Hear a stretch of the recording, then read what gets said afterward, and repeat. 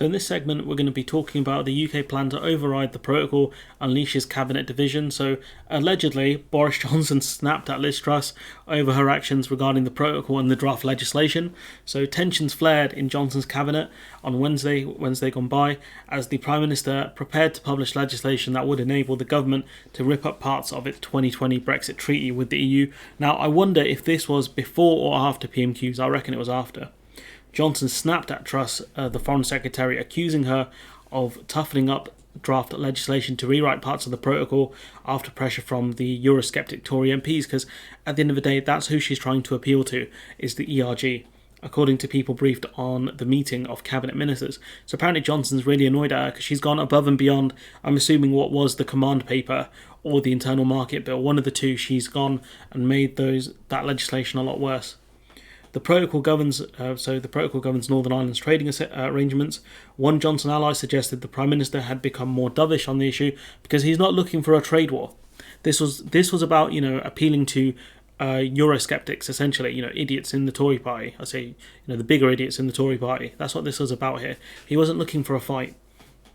One senior Tory said Truss seemed intent on a confrontation with Brussels, and that originally it didn't seem like that. She seemed a lot more friendly than Lord Frost, but it's clear that her ambitions to be Prime Minister means that she's going on the path of confrontation with the EU, which just won't work. The legislation to rewrite the protocol is now being tweaked to make it less abrasive and to ensure the door was left to a compromise with the EU. And again, the Americans and the EU will be looking at these stories, these reports, and seeing exactly what the UK is up to. They'll see straight through us because of the amount of leaks we can see from Cabinet. Senior figures from the pro-Brexit ERG of Tory MPs confirmed they'd been consulted by Truss. So literally, even before she went to the Cabinet, she went to the ERG and spoke to them about her proposals, because as the article points out, Johnson's allies believe she's wooing the ERG ahead of a future bid for the Conservative leadership. That's what this amounts to.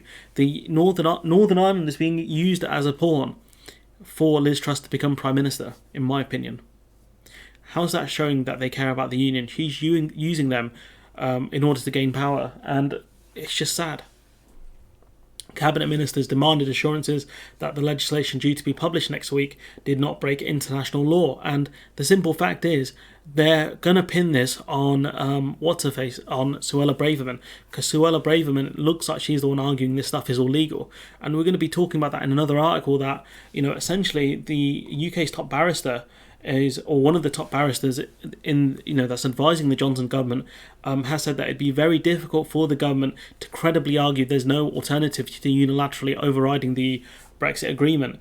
And that's Sir James Eddy. He's one of the top barristers advising the government on this one. He claims he's not been consulted on the changes, so it looks like they're just going to Braverman to get the legal advice, which is dangerous because she's not that bright, and she is or was a member of the ERG. Sunak, the Chancellor, who was previously warned of a worst-case scenario of a trade war, was among those demanding assurances that Britain would not be accused of law-breaking, because at the end of the day, collective responsibility still exists within the Cabinet, and if the Cabinet breaks the law, it goes on all of them. It's not just one person. It wouldn't be just on Truss, Mogg and Braverman. It would be on the lot, because collective responsibility exists within the Cabinet. All of the Cabinet members have to sign off on this stuff, and that's why it looks like Sunak is asking for legal clarification. His concerns reflect the misgivings in Whitehall over whether new legal advice obtained by Attorney General Braverman would sufficiently protect the government from accusations it's breaking the law, international law, and they don't. These changes that they're making, they're doing it to avoid ending up in British courts. So if it's the case that this stuff without the changes would break British law, it's most definitely going to break international law, because it's the same thing. In the terms of the laws are the same thing, except the government can change one, domestic law, not international law. Gove, the Levelling Up Secretary, has also expressed concerns on the impact of Britain's reputation. I mean, I don't think he cares much about Britain's reputation, especially if you see that BBC News interview he did a couple of weeks ago where he was doing impressions of people. Micheál Martin, the Irish Prime Minister, said this marks a new historic low point, signalling a disregard for essential principles of law, which are the foundation of international relations. Some senior Conservatives fear the legislation to enable the changes for the Northern Ireland Protocol prompt more Tory infighting. We've already seen, I think it was Tobias Ellwood who said, we should look at trying to rejoin the single market. I've talked about before how that's, pretty difficult to do, seeing as we'd have to join EFTA, etc. And this comes off the back of more than 40% of Johnson's MPs refusing to back him in a confidence vote. Johnson was said by one colleague to have been irritated that the legislation went further than the government paper on reforming the protocol published last year, so that would have been the command paper published by Frost. The legislation will allow ministers, so this legislation will allow ministers to switch off parts of the protocol and enable the dual regulation stuff, which goes far beyond what the command paper envisioned.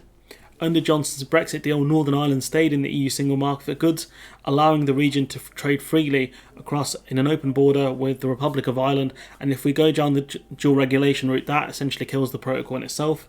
The legislation would allow ministers to remove checks on goods moving to Northern Ireland that are expected to stay in the region.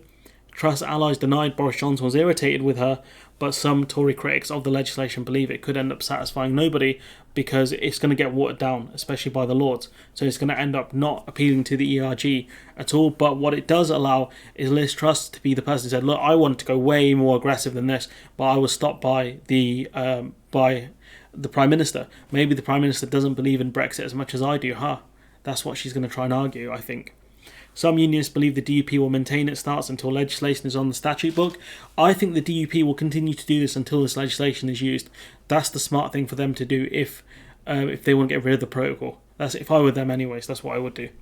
That could take a year, said one Tories close to the negotiations. They don't trust Johnson, and to be fair, no one trusts Johnson. Not even his wife trusts him. The predominantly pro-EU House of Lords is expected to delay the legislation as well as heavily amend it. Possibly it could take up to a year for this stuff to be passed through, and that's a long time in politics. A year is a long, long time. But it looks like, some of the cabinet members are worried about the legality of this.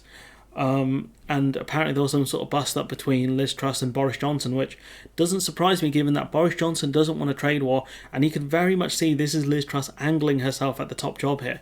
It must hurt when your own kind of subordinates are trying to overrule you, because let's not forget Boris Johnson is the executive. He has the power to get rid of these people. He can easily fire Sunak, Truss from ministerial positions very easily. He's choosing not to because he doesn't want pelters from the backbenches, for example, or for her to lead a rebellion. But the simple fact is, they are very much plotting right in front of him, and he's doing very little to stop them. He's in a lot of danger here. But anyways, I'm going to leave it there. Let me know what you think in the comments below. Like, comment, share, subscribe. Support the channel on Patreon if you can. And hopefully I'll see you in the next one.